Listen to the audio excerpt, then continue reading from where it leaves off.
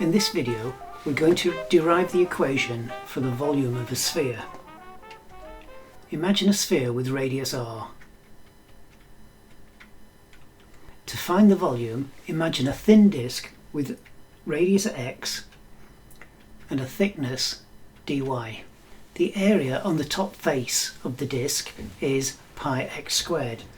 The thickness is dy, so the volume of the disk is pi x squared dy. We can find the volume of the whole sphere by integrating the equation from y equals minus r to y equals plus r. But before we do that, we need to replace the x term with a function of y. Look at the triangle with sides x, y and r. This is a right angle triangle, so we can say that r squared equals x squared plus y squared. And if we rearrange that, we get x squared equals r squared minus y squared. Now we'll substitute that into our integration equation. So we've got v is equal to the integral from minus r to plus r of pi r squared minus y squared dy. Integrating, we get v is equal to pi r squared y minus pi y cubed over 3. We're now going to replace y with the upper and the lower limits. You've got to be careful of your signs here, so I've given all four of the terms.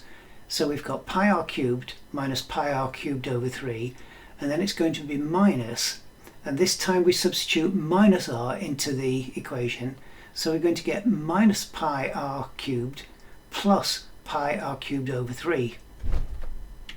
That gives us 2 pi r cubed over 3 minus 2 pi r cubed over 3, which results in 4 pi r cubed over 3, which is the equation we know for the volume of a sphere.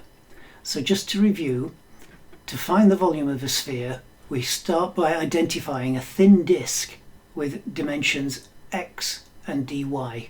So the area of the surface of the disk is pi x squared. The volume of this thin disk is pi x squared dy. So we integrate that from minus r to plus r, and that results in the equation we probably already knew for the volume of a sphere.